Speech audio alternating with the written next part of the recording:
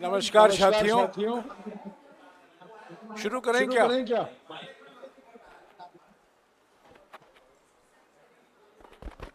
नमस्कार साथियों, शुरू करें? ओके।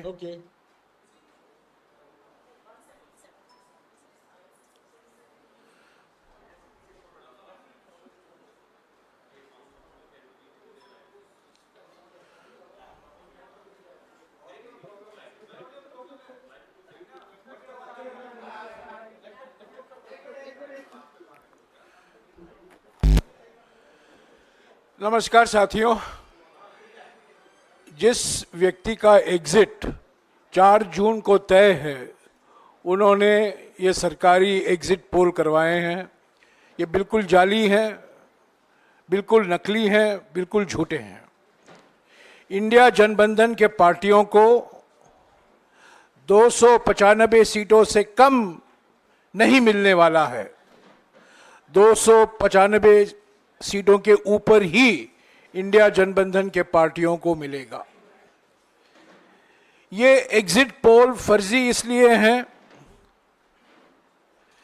क्योंकि हमारे निवर्तमान प्रधानमंत्री और निवर्तमान गृह मंत्री ये सब मनोवैज्ञानिक खेल खेल रहे हैं, दबाव डाल रहे हैं सभी विपक्ष की पार्टियों के ऊपर, चुनाव आयोग के ऊपर, काउंटिंग एजेंट के ऊपर, रिटर्निंग ऑफिसर के ऊपर, और धमकी दिया जा रहा है। एक माहौल पैदा किया जा रहा है कि हम वापस लौट आ रहे हैं। हकीकत इससे बिल्कुल विपरीत है। और ये जो प्रयास है निवर्तमान प्रधानमंत्री और निवर्तमान गृह मंत्री कर रहे हैं, हमारे जो हौसला है उसको कमजोर करने में, वो बिल्कुल विफल होंगे।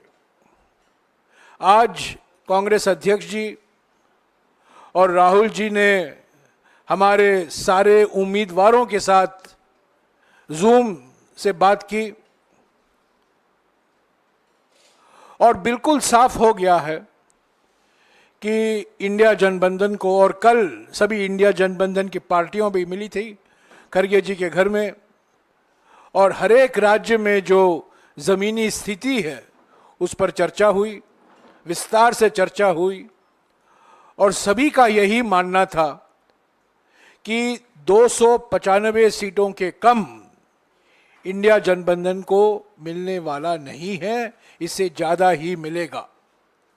ये मनोवैज्ञानिक खेल जो खेले जा रहे हैं निवर्तमान प्रधानमंत्री और निवर्तमान गृह मंत्री की ओर से, इसका हम पूरा सामना करेंगे, इसका मुकाबला हम करेंगे और जीत हमारी ही होगी 4 तारीख को। आज 4:30 बजे इंडिया जनबंधन पार्टियों की ओर से एक डेलीगेशन चुनाव आयोग से मिलने वाला है। कुछ मुद्दे हैं, महत्वपूर्ण मुद्दे हैं काउंटिंग दिवस को लेकर, उस पर बातचीत होगी और जो हमारी मांगे हैं चुनाव आयोग के सामने हम रखेंगे।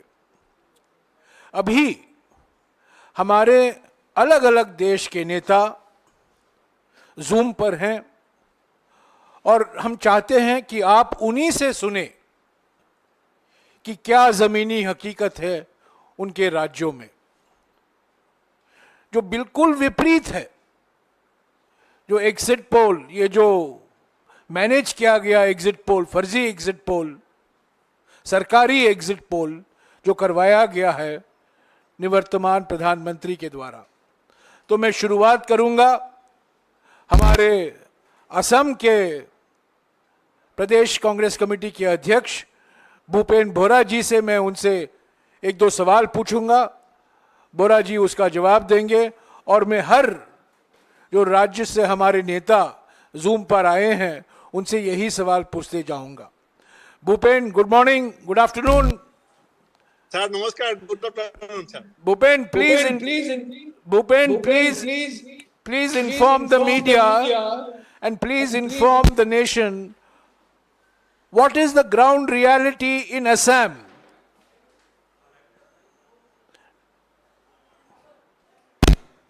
बोल सका हूँ, आज भी आपका सामने आसाम कांग्रेस का प्रेसिडेंट होने का नाते मैं आपको बोल रहा हूँ सर, मिनिमम 7 सीट में हमारा जीत 100% श्योर है।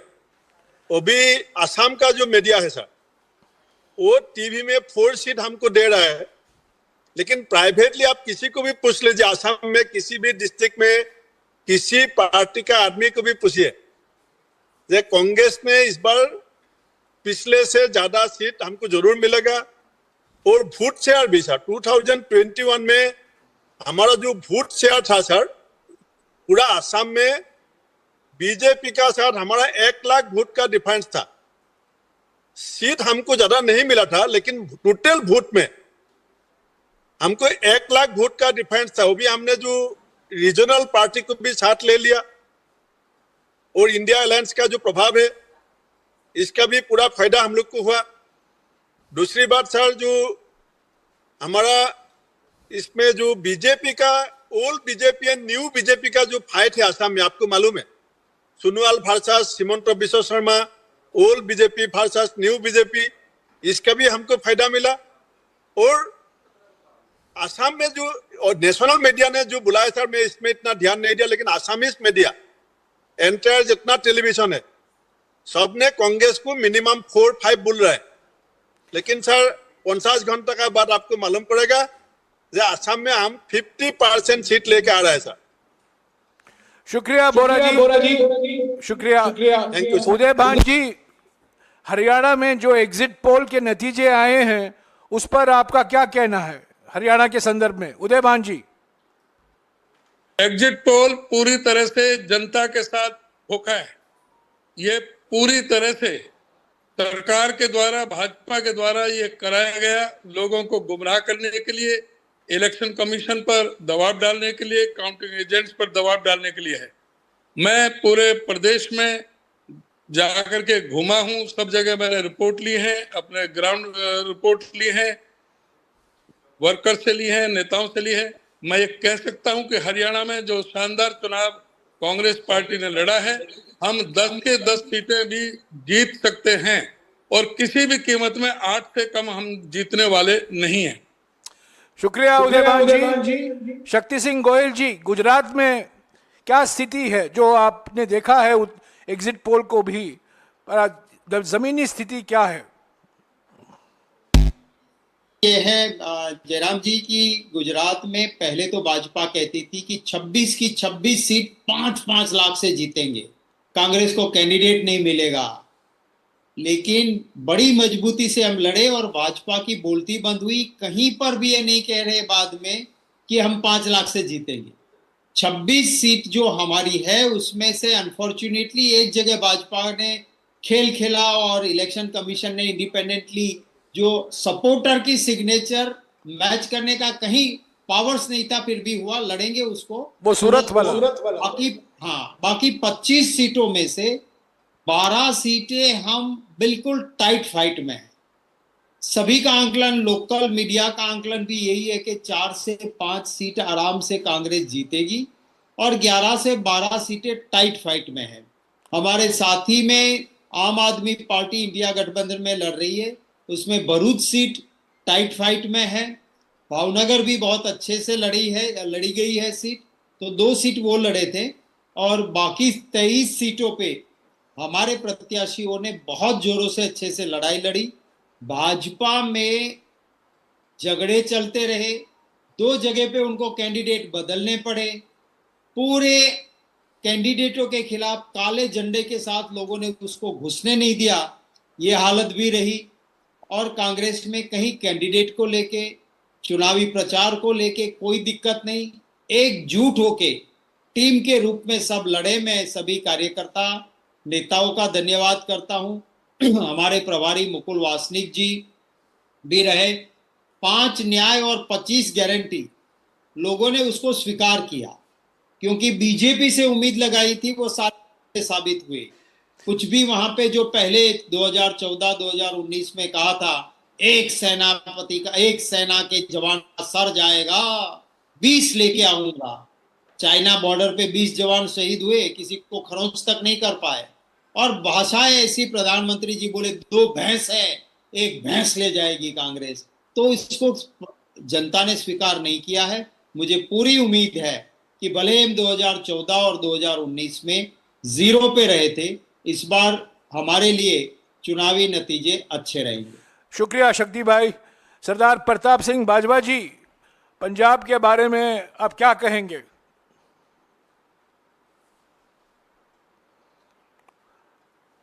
थोड़ा अनम्यूट कीजिए बाजवा जी।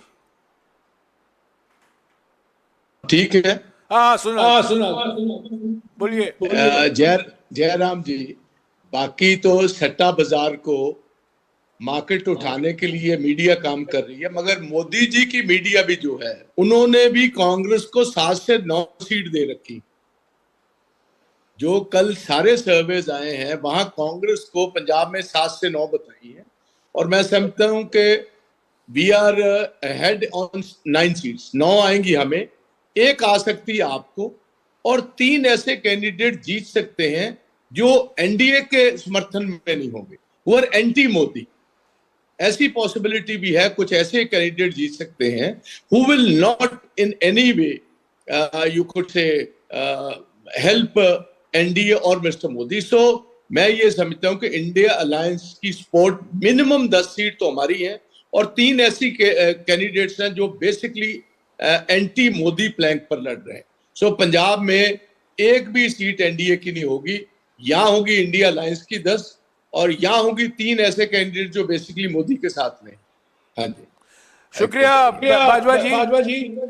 राजस्थान से गोविंद सिंह दोतासरा जी हमारे बीच में हैं। दोतासरा जी,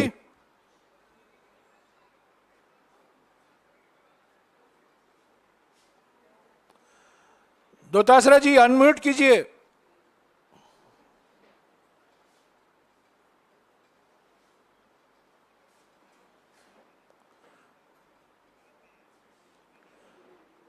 दोतासरा जी सुनाई नहीं दे रहा है।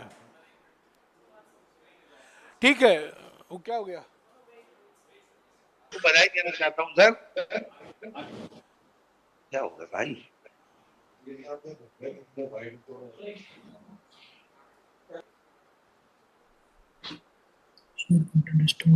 नो, हाँ जी दोतासरा जी।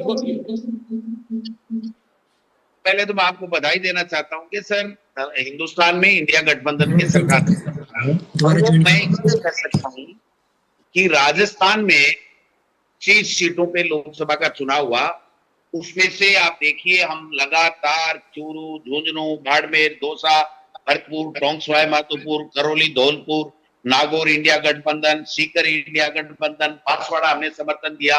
ये 11-12 सीटें तो हमारी 100% क्लियर हैं, और 8 सीटें क्लोज कंटेस्ट की हैं, जिनमें भी हमारा जो है अपर एज है गंगा, श्री गंगानगर, कोटा, अलवर, जयपुर ग्रामीण, जालोर, सिरोही, जोधपुर, बीकानेर, चित्तौड़। ये केवल 7 सीटों पे अपने आप को सिमेटे हुए हैं, लेकिन जिस प्रकार से मीडिया में परसेप्शन बना रहे हैं और सर्वे के माध्यम से बना रहे हैं, मैं समझता हूं ये कोई बड़ा खेल करने वाला है। तो यहाँ तो हम मुस्तैदी के साथ में लगे हुए हैं, सबको पाबंद कर दिया है कि हम लोग एजेंट को समय पे भेजें, पूरी काउंटिंग कराएं, और दिल्ली में चुनाव आयोग से मिलकर के आप कर लीजिए। ये केवल परसेप्शन का खेल कर रहे हैं। आप देखिए सर, तो विधानसभा के 4 महीने पहले चुनाव हुए, उसमें अगर हम 11 लोकसभा क्षेत्र हैं जिनमें हम बीजेपी से आगे हैं, आप देखिए अलवर, बाड़मेर, श्री गंगानगर, बांसवाड़ा, झुंझुनू, जयपुर रूरल, करौली, धौलपुर, नागौर, टोंक सवाई माधोपुर, जालोर और भरतपुर।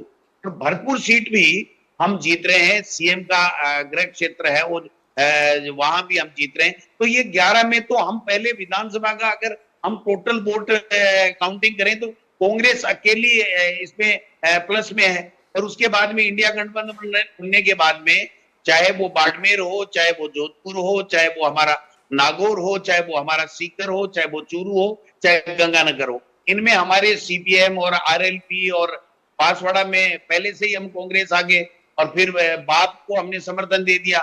हमारा वोट ट्रांसफर हुआ है इंडिया गठबंधन के तमाम दोनों लोगों को, और तीसरे बांसवाड़ा में हमने समर्थन दिया है।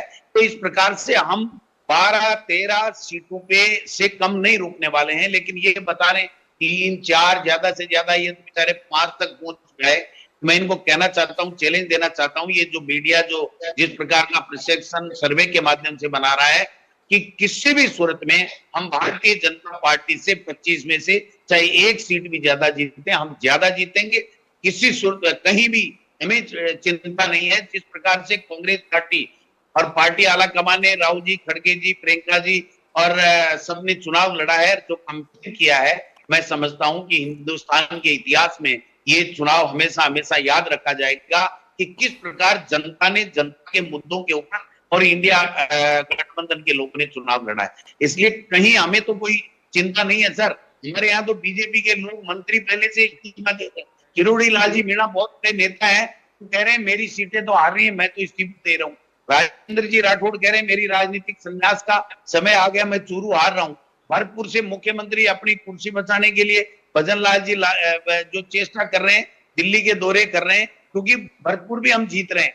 तो समझ सकते हो कि ये जो परसेप्शन है, ये परसेप्शन इनका 4 तारीख को जब काउंटिंग के रिजल्ट आने लग जाएंगे, तब तक ये भले ही बढ़ा लें। लोगों में कांग्रेस को वोट दिया है, कांग्रेस की जो न्याय पत्र है उसको सराहा है, कांग्रेस के नेताओं की जो कैंपेन किया है उसको सराहा है, और कांग्रेस के प्रति जो जनता का जुड़ाव है वो 101% उनकी तरफ आया है। और बीजेपी मोदी जी विशेष रूप से जो वो एक्सपोज हुए हैं, ये मैं कहना चाहता हूँ। शुक्रिया दोतासरा जी, आपने विस्तार से जवाब दिया। उत्तर प्रदेश से हमारे अध्यक्ष अजय राय जी अभी आपसे बात करेंगे। अजय राय जी।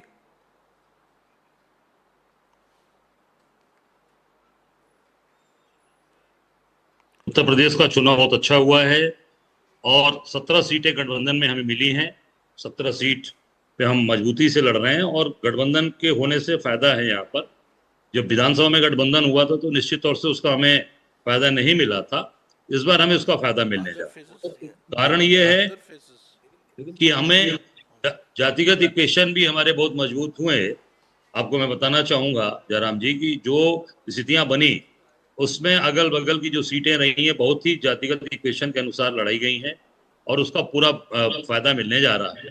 और जो मोदी जी की बड़ी बड़ी बातें इन्होंने कहा था, मैं बनारस की बात करूं पर्टिकुलर जहां मैं भी लड़ा, तो निश्चित तौर से आप देखिएगा इस बार का परिणाम बहुत ही अलग आने वाला है बाबा विश्वनाथ की कृपा से। निश्चित, क्योंकि हम लोग लगातार लड़े, संघर्ष किए और उसका फायदा पार्टी को और हम सबको मिलने जा रहा है। और सबसे बड़ी बात मैं बता दूं कि मैं 14 भी लड़ा, 19 भी लड़ा, कभी जनता का इतना जो साथ प्यार दिखता था ना, वो जरा बुलाना पड़ता था कि भाई आप भी आ जाओ, आप भी आ जाओ। इस बार जनता खुलकर, मैं सीधे कहना चाहूंगा कि जनता चुनाव लड़ी। कोई वर्ग ऐसा नहीं है जिस वर्ग ने हमें वोट नहीं दिया। हम लोग हर जगह आम आदमी, चाहे वो ऐसा वोट मिला है हमें जो बसपा का ट्रेडिशनल वोट था, जो अपना दल के साथ अनुप्रिया के साथ था, वो और अन्य दलों के साथ भारतीय समाज पार्टी का वोट जो जाता था वो प्रकाश राजभर, वो भी अपने को आया। और ये केवल इस नाते कि जो 5 गारंटीज पार्टी की आई उसका बहुत बेनिफिट मिल रहा है। और जो इन्होंने झूठ बोले और जो योगी ने बुलडोजर चलवाया उसका भी आप देखेंगे, इसका बहुत बेनिफिट है। और सबसे बड़ा फायदा हमें मिला है जो गठबंधन हमारा इस बार हुआ, तो इससे हमारे वोट पूरी तरीके से जुड़ गए, कोई वोट बटा नहीं। और कुछ ऐसे वोट मिले हैं जो हमें 20 साल से नहीं मिले थे, वो वोट भी इस बार कांग्रेस पार्टी को मिले। तो निश्चित तौर से जो ये दिखा रहे हैं, ये मीडिया का ये अपना इन्होंने जो बना रखा है अपनी तरीके से पूरी सिस्टम को, एग्जिट पोल, ये पूरी तरीके से फर्जी है, पूरी तरीके से मनगढ़ंत है। और इन्होंने कमरे में बैठकर केवल मोदी जी 400 पार, अमित शाह 400 पार, तो 400 पार इन्होंने भी दिखा दिया। 400 पार, अरे भाई आप उससे कुछ कम दिखाओ ना। ये मालूम ये जनता के बीच में जा रहा है कि 400 पार मतलब उन्हीं की बात को इन लोगों ने दिखा दिया। निश्चित तौर से हमारी सरकार बन रही है, उत्तर प्रदेश में आपको जबरदस्त समर्थन मिलने जा रहा है, ऐतिहासिक समर्थन, जो आपने सोचा नहीं होगा वो समर्थन उत्तर प्रदेश इस बार इंडिया गठबंधन को करने जा रहा है। और केंद्र में सरकार में बड़ी भूमिका में उत्तर प्रदेश इस बार रहेगा, मैं डंके की चोट पर कहना। शुक्रिया अजय राय जी। कर्नाटक के उप मुख्यमंत्री और प्रदेश कांग्रेस अध्यक्ष डीके शिव कुमार जी हमारे साथ मौजूद हैं। DK, what do you have to say about the exit poll results for Karnataka? I also am in a public life from past 40 years. I think I have contested 10 elections and won 8 elections continuously. And I have conducted so many elections. We also do a survey. We have our own survey done. Our sample sizes will be minimum 40-50,000 per constituency. All these surveys which have been collected, they may be about 5,000, 6,000 and all. Surveys can't be done going to a village, sitting at the headquarters of the village and speaking to people. In a village, there are a lot of places where there will be colonies, there will be women, there will be all sections of the society. Every section of the society has become different. Now there are 3-4 sections. One is caste, one is candidate, one is caste. A lot of things works with the any constituency which comes out for the polling. What they are showing in Karnataka, it is very astonishing. Even in at the assembly time of Karnataka, they showed 80 seats, 90 seats to the Congress. But I was very confident that I'll have 136 seats. That was my perfect this one. Actually, we planned for 141 was my earlier comment. Then I just, due to we had some 4 or 5 seats, we had some internal issues, so we lost 4 or 5, but I stick on to 136, and that was the number we are getting. Now also I am telling you, our number will be more, it will be double digit plus more. Over 2/3 of the seats, we are very confident that the Congress party will win in Karnataka, but they are showing, I think this time again they may fail. I would like to convey to you and the party high command, my workers should not lose confidence. They might have created a lot of hangama in the whatever the EVM that is issue that might have happened. Why so much discussion is going all over the world on this issue. But I'm very confident the people of this country want a change and change for India, and they have voted. I've just traveled across the country, various other states also. I have visited, spoken to various leaders. All the workers are very confident. I'm like to tell you, even in Dharwad, even in Bangalore, where they feel they see that it is the RSS stronghold, BJP stronghold, where they have not won. Our party cadres are telling that we are going to win Dharwad, we are going to win Dakshina Kannada. When such is the situation, I don't feel that we will lose any in Karnataka. So I would like to assure you that we have done our best, and as far as Karnataka is concerned, India and we doesn't have any alliance with any other political party, but still we have done very well, and we'll have a very, very good number so that we can contribute to the Indian bloc. शुक्रिया शिव कुमार जी। शिव कुमार जी का कहना है कि इन्होंने 2/3 सीटें जो हैं कर्नाटक में वो गुंजाइश है कांग्रेस पार्टी को आने के लिए। इसका माने ये है कि 18 सीटें आ सकती हैं कांग्रेस पार्टी को, ये उनका विश्वास है। महाराष्ट्र के हमारे अध्यक्ष नाना भाऊ पटोले जी, नाना भाऊ जी आप बताइए महाराष्ट्र में स्थिति कांग्रेस पार्टी की और एमवीए की क्या है, और ये एग्जिट पोल के बारे में आपका क्या कहना है?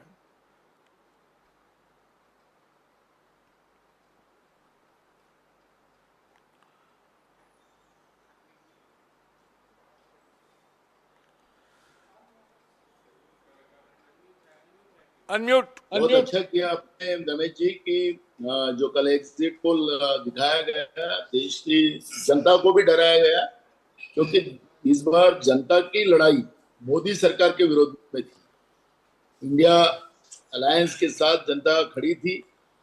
वही पिक्चर महाराष्ट्र में भी हमें नजर आ रहा था। महाराष्ट्र में कांग्रेस पार्टी 17 जगह पे लड़ रही है, और मैं आपको अभी से दावे के साथ कहता हूं कि 16 सीटें कांग्रेस पार्टी जीतेगी। और हमारा जो अलायंस जिसको महाविकास आघाड़ी हम बोलते हैं, कम से कम 38 से 40 सीटें महाराष्ट्र में हमारी महाविकास आघाड़ी जीतेगी। इस तरह का माहौल पूरे महाराष्ट्र में है, क्योंकि आपने देखा होगा कि मोदी जी की और अमित शाह की जितनी भी सभाएं यहाँ पर हुई, उनको कोई रिस्पांस नहीं था। उनके उम्मीदवारों को गांव से भगाया जा रहा था, और बीजेपी का नाम लेने से ही लोगों में गुस्सा आ जाता था।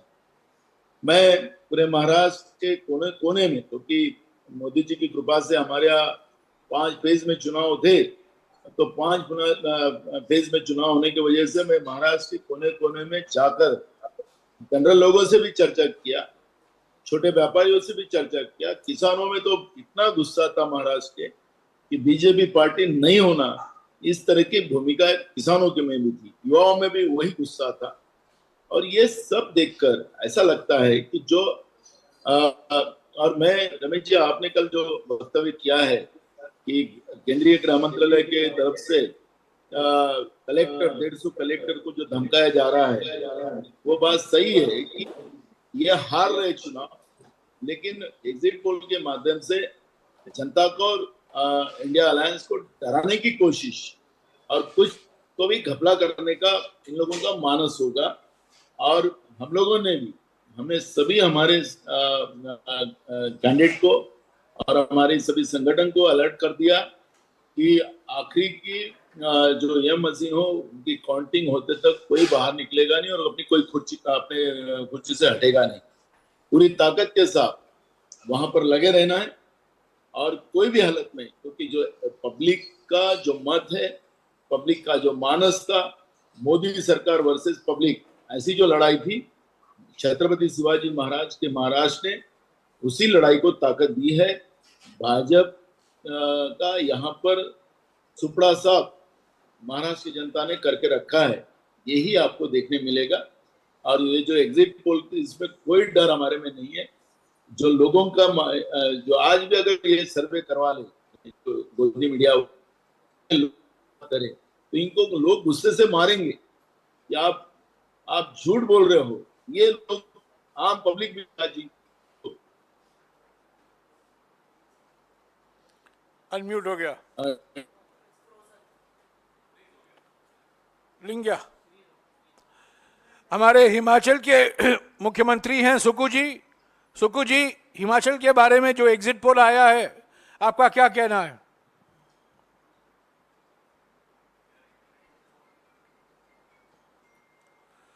सुक्खू जी।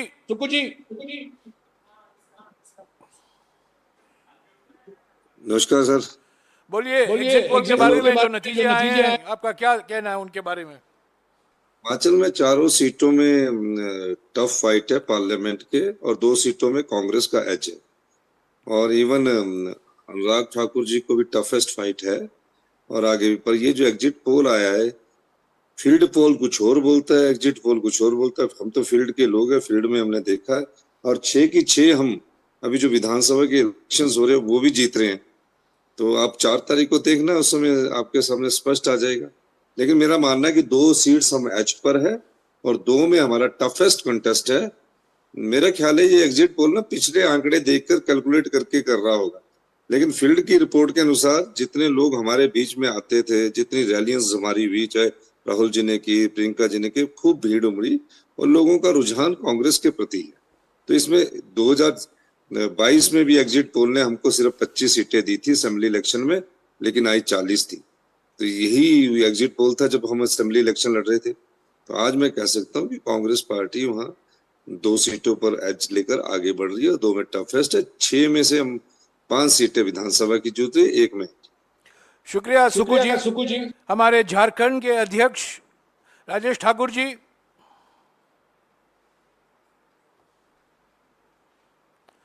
हाँ राजेश जी, बोलिए।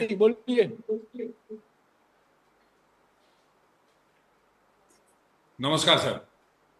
ये एग्जिट पोल है सर, एग्जैक्ट पोल नहीं है। और जिस तरह से एक नॉन बायोलॉजिकल आदमी ने एक हम पे साइकोलॉजिकल वार करने का प्रयास किया है, इससे ज्यादा हम कुछ कह नहीं सकते हैं। जिस तरह से देखा आपने, आज तक जैसे चैनल पे झारखंड के बारे में दिखा रहे थे कि CPI-ML को 2 से 3 सीटें आएंगी, जबकि CPI-ML हमारे इंडिया गठबंधन में 1 सीट पर लड़ रहा है। तमिलनाडु के बारे में दिखा रहे थे कि 9 सीट पे हम चुनाव लड़ रहे हैं, 13 से 15 सीट दिखा रहे थे। और कई ऐसे चैनल हैं जिन्होंने अनाप शनाप अनर्गल दिखाने का काम किया है। ये सिर्फ हमारे कार्यकर्ताओं को और हमारे नेताओं को मोरली कहीं ना कहीं परेशान करने का प्रयास किया गया है। लेकिन हम समझते हैं जिस तरह से हम लोगों का प्रदर्शन हुआ है और जो हम लोगों ने अपना काम किया है और जिस तरह से गारंटी कार्ड जो यहाँ पर बटा, और आप तो खुद थे साथ में, आदरणीय राहुल गांधी जी की जो भारत जोड़ो न्याय यात्रा हुई थी, उस दरमियान जिस तरह से लोगों से मिले थे, उसका एक अलग से प्रभाव दिख रहा था। क्योंकि चुनाव के दरमियान तो हमने ये कोशिश की कि सभी नेता हमारे यहाँ आए, आदरणीय मल्लिकार्जुन खड़गे जी आए, राहुल जी आए, प्रियंका जी आई, प्रेस कॉन्फ्रेंस करने के लिए पवन खेरा जी आए, सुप्रिया श्रीनेत जी आई। तो वो सब तो ठीक है, वो सब तो चुनावी जो हिस्सा था वो हुआ है अब तो और मुझे उन भूल सबका भी गए। प्रभाव बहुत अच्छा पड़ा है। मेरा संविधान नाम ही को नहीं जो लिया बदलने की बात हम लोग कर रहे थे सर, उसका भी एक बहुत बड़ा असर पड़ा है और हम ये कह सकते हैं कि जो वो हमने बात की थी उसका हमें बहुत फायदा मिलेगा। जो एसटी एससी के जो सेक्शन हैं, जो माइनॉरिटीज के सेक्शन हैं और जो अंतिम पायदान पर बैठा व्यक्ति है वो बहुत परेशान है। ये एक हमारी चुनाव अलग बात है, लेकिन वो वैसे भी बहुत परेशान है और उसको जो गारंटी कार्ड आपने दिया है उसमें जो महिलाओं के लिए 1 लाख रुपए की व्यवस्था की है, युवाओं के रोजगार 30 लाख की बात की है, उसका बहुत फायदा मिलने वाला। मैं ये कह सकता हूं कि मैं 4 से 6 सीटों पर कांग्रेस यहां जीतेगी और ऐसे अगर बहुत नॉमिनल साइड में करना है तो 4 में +1 प्लस -1 कर सकते हैं और उसी तरह से जो अलायंस पार्टनर हैं उनका भी 4 +1 प्लस -1 कर सकते हैं। लेकिन हम ये कह सकते हैं कि हम 8 से 10 सीटों पर पूरी तरह से फाइट में हैं और हम फाइट में ही नहीं, हम वो जीत रहे हैं। बाकी 4 सीटों पर हम फाइट में हैं। जो हमारा संथाल का क्षेत्र है जहां गोड्डा को बहुत प्रेस्टिजियस सीट माना जाता था वो भी हम जीतने जा रहे हैं। संथाल में दुमका जो हमारे उम्मीदवार को छीन करके जेएमएम के उम्मीदवार को सीता सोरेन को लड़ाया गया, वहां हम जीत रहे हैं। उसके बाद आप अगर देखेंगे तो जहां हमारी सांसद थी गीता कोड़ा, वहां हमारे अलायंस की पार्टनर जेएमएम टफ फाइट दे रही है और वो जीत रहे हैं। हम तो हम समझते हैं कि बहुत तरीके से इसको 6 सीटों पर ला करके लोगों ने रोकने का प्रयास किया है एग्जिट पोल के माध्यम से, लेकिन एग्जिट पोल में ऐसा नहीं होगा और मैं ये कह रहा हूं कि झारखंड झुकेगा नहीं और इंडिया रुकेगा नहीं। शुक्रिया राजेश जी। हमारे बिहार के अध्यक्ष अखिलेश प्रसाद सिंह जी। अखिलेश।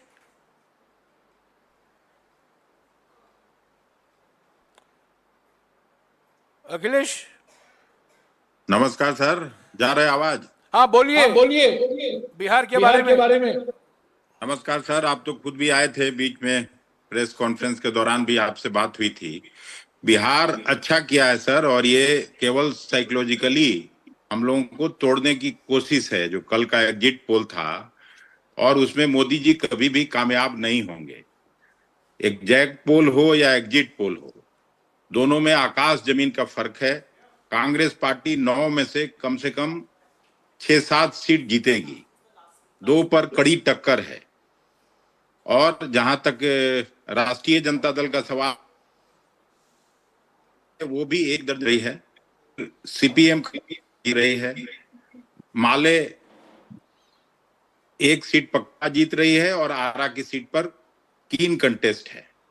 तो मिला जुलाकर हम लोग 20 के आसपास जरूर रहेंगे। ये लोग कितना भी कुछ कर लें, हालांकि हम लोगों को 9 से 11 एग्जिट पोल में दिखाया है आज तक पे, लेकिन वो सब फार्स है। और हम लोगों का मैनिफेस्टो, राहुल गांधी जी की यात्रा और खड़गे साहब कैंपेन के लिए आए, सब लोगों को हम लोग हृदय से धन्यवाद देते हैं। बिहार आपको अच्छा कंट्रीब्यूट करेगा, ये मैं आपको कह सकता हूँ। शुक्रिया अखिलेश। ये आखिरी वक्ता थे। हमने प्रयास किया अलग अलग राज्यों के जो हमारे नेता हैं, प्रदेश अध्यक्ष हैं, उनको यहाँ शामिल किया जाए। कुछ लोग दौरे में हैं, वो नहीं आ पाए, पर ऐसे ही सीटों के आधार पर, विश्लेषण के आधार पर कल जो इंडिया जनबंधन की बैठक हुई थी, 295 जो खड़गे साहब ने घोषणा की थी कल कि मिनिमम इंडिया जनबंधन को 295 सीटें मिलेंगी। यही हकीकत है। जो एग्जिट पोल कराया गया है, ये सरकारी एग्जिट पोल है। ये मनोवैज्ञानिक खेल के लिए, मनोवैज्ञानिक दबाव डालने के लिए, हमारा हौसला कमज़ोर करने के लिए किया गया है। पर हम इससे पीछे नहीं हटेंगे, हम डरे नहीं हैं, कोई धमकी से हम पीछे भागने वाले नहीं हैं। पर यह साफ है कि जनता ने चुनाव के समय अपनी नाराज़गी जताई है। समाज के अलग वर्ग, किसान, महिला, युवक, श्रमिक, दलित, आदिवासी, पिछड़े वर्ग, सभी वर्गों से इंडिया जनबंधन के पार्टियों को समर्थन मिला है। ये निवर्तमान प्रधानमंत्री हैं और 4 तारीख को इनको इस्तीफा देना होगा। इसके अलावा अगर आपके कुछ सवाल हैं, मेरे साथी भी हैं, आइए। सुप्रिया कम, एक मिनट, हमारे साथी भी हैं, पवन खेरा और सुप्रिया श्रीनेत जी भी हैं।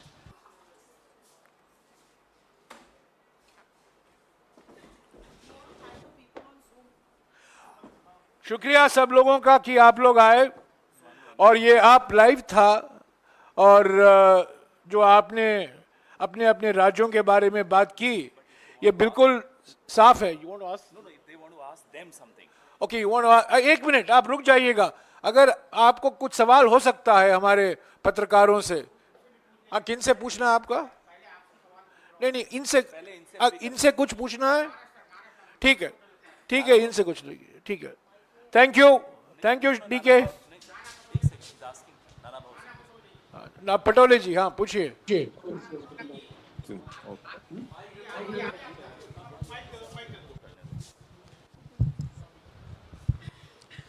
Patole ji, what are the grounds you are claiming that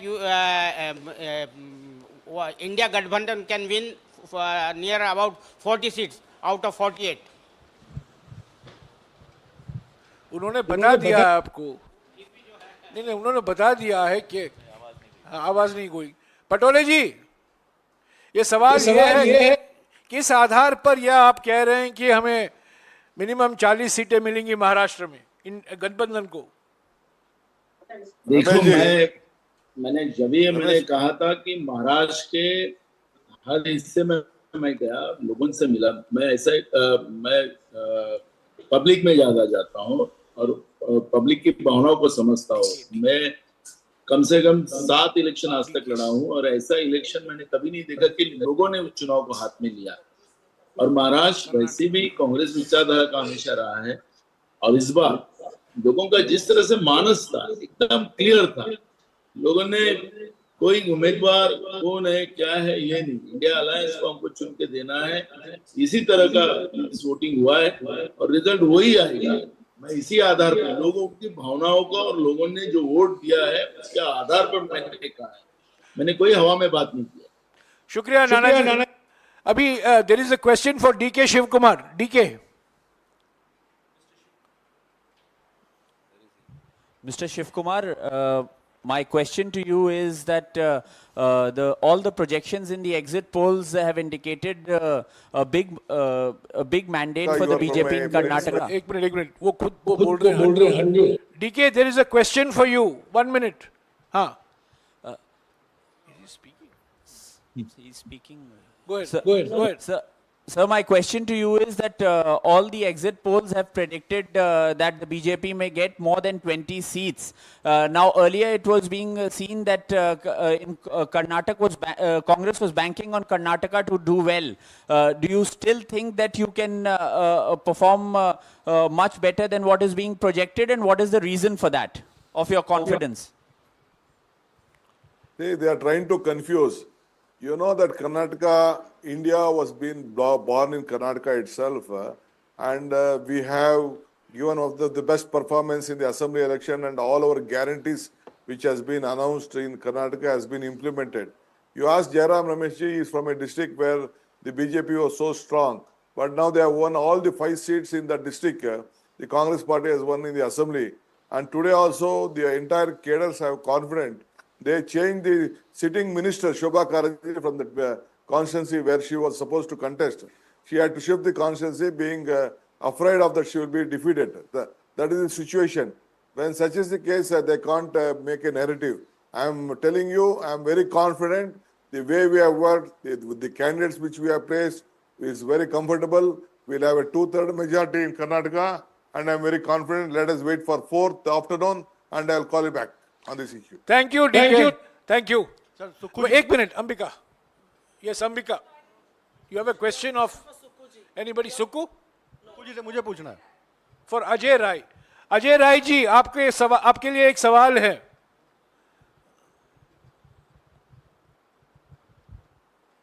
Ajay Rai ji, आपके लिए एक सवाल है. Yes, Ambika. He's here. Mr. Rai, I wanted to know, you spoke about the optimism and can you hear? Hindi में बोलो। आपने ऑप्टिमिज्म जो आप जिसके बारे में आपने डिस्कस करा, थोड़ा सा आप फिगर्स के बारे में कुछ बता सकते हैं? बिकॉज एवरीबडी हैज बीन, सब लोग एक आंकड़े बता रहे हैं, आप कुछ आंकड़ों पे बता सकते हैं इस बारे में? मतलब अजय राय जी ये कह रही है भावना ठीक है पर सीटें कितने आएंगी, ये आंकड़े मांग रही हैं। देखिए सीटें मैं जनता तय करती है, मैं इन लोगों की तरफ झूठी बात नहीं करता कि 80 में 80 बोल रहे थे। अब आप अभी बोल दी बनारस से बोला मोदी 10 लाख पार, तो मैं गलत बात नहीं करता। हम मैक्सिमम सीट, ज्यादा से ज्यादा सीट जीतने की स्थिति में इस बार है और जनता ने ये पूरा चुनाव जनता लड़ी है। हाँ, जनता आगे बढ़कर हम लोग वोट दिए। मैंने कहा ऐसे वोट हमको मिले हैं जो हमको बहुत सालों बाद हमारे पास आए और पूरी तरीके से इतना मैं कहना चाहूंगा कि जबरदस्त समर्थन मिला है, जबरदस्त ताकत मिली है और इतनी सीटें हम जबरदस्त सीटें मिलेंगी जिसकी कल्पना मतलब लोगों को नहीं है। लोगों को बहुत ही एक समीकरण जो इतना अच्छा बना है उसका समीकरण का पूरा बेनिफिट इंडिया गठबंधन को मिलने जा रहा है और उस 4 तारीख को आपको पता चल जाएगा कि कितनी सीटें हमारी रही। शुक्रिया अजय जी। सुक्कू जी से एक सवाल है। सुक्कू जी हैं? हाँ जी, सुक्कू जी आपके लिए एक सवाल है। सुक्कू जी, मेरा सवाल यह है कि दिल्ली में भी बहुत सारे लोग, शायद जयराम जी भी जानना चाह रहे होंगे कि कांगड़ा सीट को आपने विनिंग कैटेगरी में रखा है या टाइट फाइट में? आनंद शर्मा वहां से लड़ रहे हैं और दूसरी सीट मंडी की है जहां कंगना रनौत वर्सेस विक्रमादित्य सिंह का चुनाव है। उसको लेकर लोगों की बहुत दिलचस्पी है, दिल्ली से लेकर मुंबई तक, कि कंगना रनौत और विक्रमादित्य की क्या स्थिति है, कौन सी टाइट फाइट है और कहां आप जीत रहे हैं? सुक्कू जी, सवाल कांगड़ा और मंडी से लेकर है। सुक्कू जी आप हैं? नहीं, वो निकल गए हैं, चले गए हैं। I think we should call. हाँ आ गए? एक मिनट। सुक्कू जी नहीं, चले गए हैं। सभी को नमस्कार, शुक्रिया आप लोग आए। ये पहली बार हम ऐसा प्रेस कॉन्फ्रेंस करा रहे हैं और हम चाहते थे कि जो कल से एक माहौल बनाने की कोशिश की जा रही है एग्जिट पोल द्वारा, इसका हम पूरा खंडन करें और जो ज़मीनी हकीकत है अलग अलग राज्यों में जो आपने बहुत विस्तार तरीके से आपने हमको जानकारी दी है वो जनता तक हम पहुंचाएं। शुक्रिया सबको। ओके, आप लोगों का सवाल।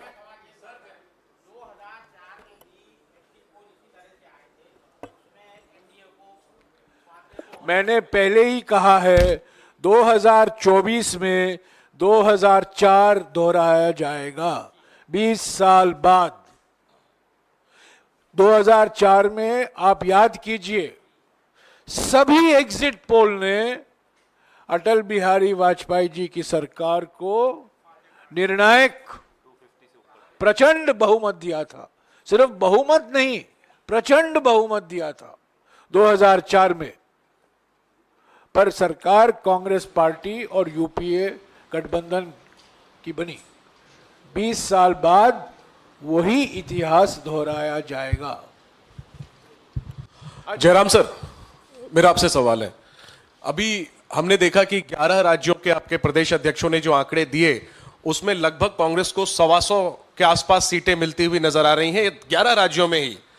ओवरऑल जो आप 295 का आंकड़ा इंडिया गठबंधन के लिए बता रहे हैं, कांग्रेस को कितनी सीटें मिल रही हैं उस 295 में से? और क्या राज्यवार, जैसे आप चैनलों के एग्जिट पोल पर सवाल खड़े कर रहे हैं, क्या कांग्रेस राज्यवार कोई आंकड़ा दे सकती है कि इंडिया गठबंधन को राज्यवार कितनी सीटें मिल रही हैं? और आखिरी चीज कि न्यूज चैनलों पर जो एग्जिट पोल हुए हैं वो एक पेशेवर तरीके से एजेंसी के द्वारा किए गए हैं। कांग्रेस का जो 295 का आंकड़ा है ये किस सर्वे एजेंसी ने किया है? देखिए, इसका नाम ही जनता का पोल है, तो हमारे तमाम जो गठबंधन के सदस्य साथी हैं, कोई ऐसे तो है नहीं कि आर्म चेयर लीडर्स हैं, आर्म चेयर पॉलिटिशियंस हैं, एसी कमरों में बैठकर आंकड़े निकालते हैं, ऐसे लोग तो कोई नहीं है। सब सड़क से जुड़े हुए, ज़मीन से जुड़े हुए, गांव ढाणी से जुड़े हुए लोग हैं। तो वो उनको जो फीडबैक उनके ग्राउंड से आया, उनके वर्कर्स से आया, उनके कार्यकर्ताओं से आया, और सबने अपनी अपनी एजेंसीज भी हायर की थी। ऐसा नहीं कि लोग ट्रैक नहीं कर रहे थे, सब कर रहे थे। उसके बाद जो निचोड़ निकला कर हमारी 2-2.5 घंटे की बैठक चली, उसमें सबने अपने अपने आंकड़े रखे और विश्लेषण किया, ऐसा नहीं कि सिर्फ आंकड़े रखे, सवाल जवाब हुए और लंबी चर्चा हुई। विस्तृत चर्चा के पश्चात ये 295 का, जो कम से कम 295, it's minimum 295, it's not maximum, it's minimum. तो ये आंकड़ा उस वक्त उन तमाम नेताओं से बात, जो नेता वहां नहीं थे उनसे भी संपर्क हुआ फोन पर, और उनसे फोन पर लंबी बात हुई, और उसके बाद यह आंकड़ा आपके सामने हमने रखा। सुप्रिया जी, मैं कांग्रेस की सीटों पर नहीं, आप में से बहुत सारे साथी चुनाव मैदान में गए, आपने वहां से रिपोर्टिंग करी, जिन लोगों ने क्षेत्रों से रिपोर्टिंग करी, क्या आप इन आंकड़ों से वाकया रखते हैं? आपको लगता है कि इस तरह के आंकड़े सही भी हो सकते हैं? जितना आक्रोश हमने जनता में देखा बेरोजगारी को लेकर, महंगाई को लेकर, जिस कदर युवा गुस्सा दिखा, आपको लगता है ये आंकड़े सही हो सकते हैं? मेरी अपनी खबर है, और क्योंकि आप ही लोगों के बीच में रहकर 20 साल काम किया है, कि न्यूज रूम्स खुद चौक भौचक्के थे कि इस तरह के आंकड़े आ ही नहीं सकते, क्योंकि वो लोग गए। तो मुझे लगता है ये व्यवसाय है कुछ लोगों के लिए, वो काम करते हैं, उसका उतना ही मनोरंजन लीजिए, मनोरंजन उठाइए 2-3 दिन, और 4 जून को जब असल आंकड़े आएंगे तो वो जनता की आवाज है, वही मतादेश है। ये जो आंकड़े हैं, ये अगर ये सच है तो ये पूरी तरह से मतादेश के खिलाफ है, क्योंकि जनता में आक्रोश है, गुस्सा है, जनता परेशान है, और उसने कमर कस के बदलाव के लिए वोट दिया है। इसमें मैं कुछ ऐड भी करूंगा। एक नाम मैं नहीं लूंगा, लेकिन एक बहुत ज्यादा सेलिब्रेटेड सेफोलॉजिस्ट जो जिनके बारे में सब इंतजार कर रहे थे कल कि उनके आंकड़े आए या नहीं आए। देखिए, पारदर्शिता बहुत आवश्यक होती है, नेताओं के लिए भी होती है, पत्रकारों के लिए भी होती है, और जो सेफोलॉजिस्ट हैं उनके लिए भी होती है। वो दरअसल काम भारतीय जनता पार्टी के लिए करते हैं, उनके पेरोल्स पर हैं, उनसे पैसे लेकर काम करते हैं, और पहला आंकड़ा उन्हीं को, जो भी उनकी फाइंडिंग होती है, पहले अमित शाह जी और पीयूष गोयल जी के सामने रखते हैं। अब ये आंकड़े वहां से आए, टेलीविजन के माध्यम से जनता में फैलाए जाए, किसके थ्रू किया जा रहा है? एक ऐसी एजेंसी के थ्रू, एक ऐसे व्यक्ति के थ्रू जो कि full time Bharatiya Janata party के लिए काम करते हैं। उससे पहले उनकी प्रिंटिंग प्रेस थी कहीं मध्य प्रदेश में। तो ये सब बातें पारदर्शी तरीके से लोगों के सामने आनी चाहिए। ये सट्टा बाजार को इन्फ्लुएंस करना चाहते हो आप, चलिए कमा लीजिए 1-2 दिन। आप मंडे को शेयर मार्केट को इन्फ्लुएंस करना चाहते हो, चलिए मंडे को आप वो भी कमा लीजिए। आपके जो टेम्पो वाले दोस्त हैं उनको कमाना है, उनको कमाने लीजिए। लेकिन अगर आप कुछ और षड्यंत्र रच रहे हैं, if there is a conspiracy you are hatching and you are trying to legitimize that conspiracy through these आंकड़ास, then I am sorry the country is watching you। ये षड्यंत्र को आप एक जामा पहना रहे हैं कि नहीं साहब देखिए माहौल बन गया। ये माहौल क्यों बनाया जा रहा है, ये सवाल आज पूरा देश जानना चाहता है। सर एक मिनट हाँ सर, जिन राज्यों में एग्जिट पोल्स में बीजेपी को क्लीन स्वीप मिला है, मध्य प्रदेश, दिल्ली, उत्तराखंड, कोई खास वजह थी कि उनके कोई भी लीडर नहीं जुड़े? सर वो सब दौरे में है यार, सारे लीडर्स की बात थी। इलेक्शन चल रहा हो वहां तो हाँ बिल्कुल, बहुत सही बात। जहां 1-1.5 करोड़ वोट बढ़ जाएं, वो सवाल नहीं पूछ रहे आप। 2.5 करोड़, जहां 10 लाख ईवीएम्स मिसिंग है, वो सवाल नहीं पूछ रहे, वो कॉन्स्पिरेसी नहीं दिख रही। जहां वो जिसको आप माई पोल एग्जिस्ट, जो भी नाम है उसका, वो बीजेपी का कार्यकर्ता समझ लीजिए, वो सवाल नहीं पूछ रहे आप। यार कमाल कर रहे हो। 2.5 crore. Jairam sir, one question about what the concern you have raised to the ECIs, that the Home Minister is making calls to 150 DMs. Now the ECI has responded to it, and they have also asked the detailed information from your side, and they have said that no DM has mentioned about any such kind of influence being made by some of the person which is being there in the power. ये सब मनोवैज्ञानिक खेल है। निवर्तमान गृह मंत्री DM और collector से बात करते हैं 150, प्रधानमंत्री अफसरों को बुलाते हैं और 100 दिन का प्लान के बारे में बात करते हैं। निवर्तमान प्रधानमंत्री हैं।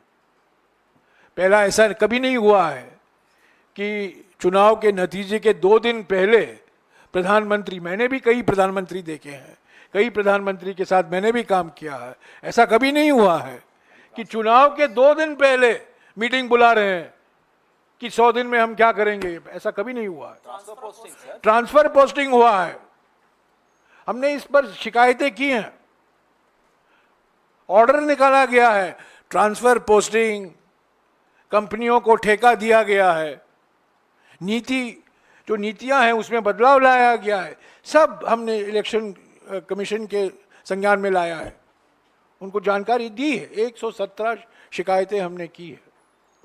तो ये सब धमकी की एक रणनीति है इनकी, एक डर फैला रहे हैं, एक मनोवैज्ञानिक खेल खेला जा रहा है कि हम सत्ता में वापस आ रहे हैं। तो 4 तारीख को निष्पक्ष तरीके से काउंटिंग होना जरूरी है। आज कांग्रेस अध्यक्ष और राहुल जी ने हमारे उम्मीदवारों के साथ बातचीत की, एक चेकलिस्ट सभी उम्मीदवारों के पास है। आज सुबह हमारे कोषाध्यक्ष ने एक मुद्दा उठाया काउंटिंग एजेंट को लेकर, और इलेक्शन आयोग से कुछ ही समय के अंदर एक स्पष्टीकरण भी आया। पर सवाल यह है कि शक कैसे पैदा हुआ।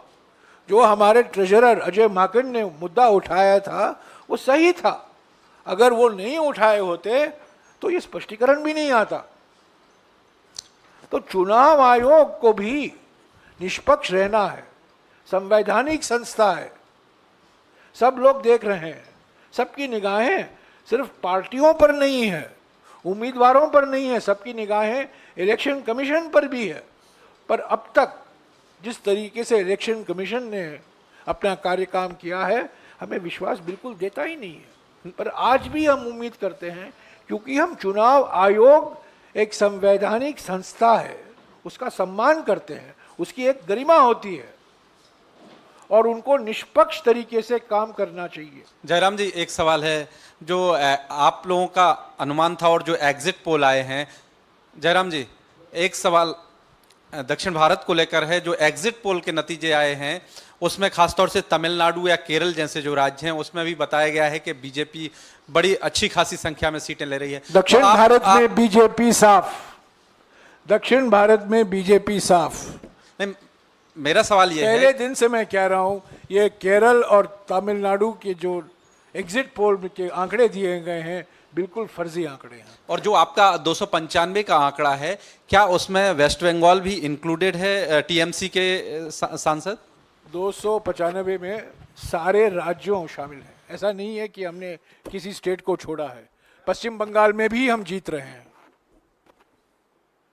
यस सर, शुक्रिया। बोलो।